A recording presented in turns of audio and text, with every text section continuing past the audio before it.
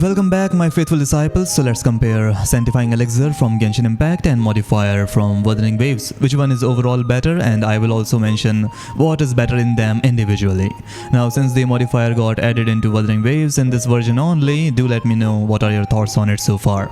Now first let's compare how easily you can get them. Starting with the Sanctifying Elixir, you can get one elixir in every 42 days by burning your bad artifacts, and after reaching 100 points there is also a way to get it from the Exploration Purges Battle Pass, and starting from the current version you can get one from the Magirium Theater, but only after getting 9 stars. Overall it's pretty difficult, not to mention depending on the artifact you want, it may charge you up to 1 to 4 elixir, which is kind of meh. Now as for the modifier, it's pretty easy to get in comparison. For now you can get it from I think events as well as the shop, and also from the Pioneer podcast, both from the free one as well as the purchased ones. And not to mention, it does not matter which echo you want to modify, it will only cost you one modifier. So it's better to say that Wuthering Waves can easily get this point. Now let's compare how useful they are. Starting with the elixir, they are actually pretty helpful, like pretty good. You can get a good decent artifact with the main stat you want, as well as 2 substats of your choices. And now Hoyoverse has also improved it by adding guaranteed 2 hits on the substats you have chosen, and if your luck is pretty decent you can get a pretty behemoth level artifact. For example, if you selected crit rate and crit damage, it is guaranteed that it will hit at least twice among those two. So yep, good work Hoyoverse, you smashed it. But the worst part is, after you have selected an artifact from a particular set, you cannot select another one till the cycle reset. That is, you need to wait for 42 days for it. To get a full set from the elixir, you need at least 210 days or 6 to 7 months, which is crazy.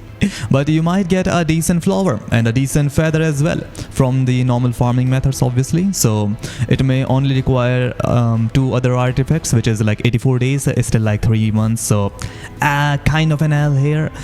Now going back to the modifier, you can change the substat of the echo of your wish, but not the substat, maybe because the echoes work a little bit differently than the artifacts. If you have played both the games you might understand what I'm trying to say here. Basically, instead of upgrading the pre-existing substats like it works on artifacts, in echo a slot is unlocked every time you upgrade it, maximum of 5 slots for 5-star echoes at the maximum level. You can now roll a die for a chance to get a substat you want. The value of the substat might be lower or higher, so even though the echoes are pretty easily available in the world and you can just try your luck again and again without the need of reason, obviously, like for 5-star artifacts, the substat value is not guaranteed. So this point on my opinion goes to Genshin Impact. Now for overall value I will give it to the modifier. Why? Because I hate Genshin Impact. I'm just kidding. Because even with the worst luck known to mankind, you can at least get a good piece with a few tries, maybe 6 or 7. How much tries will it take you, brother? Okay.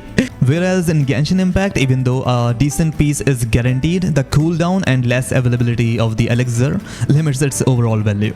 If the cooldown is lower, the elixir is made more easily available. Fuck it, Genshin Impact, you win it with like miles across. Like it will not be even a comparison. It will not even be a fair comparison. Kuro, you will take an L. But if the developers do that, obviously that is in the hands of the developers, not me, because I have not created Genshin Impact. Okay. Well, that's it for today. Love you guys. Thanks for watching. I don't know how you watch this. This video is pretty clapped, isn't it?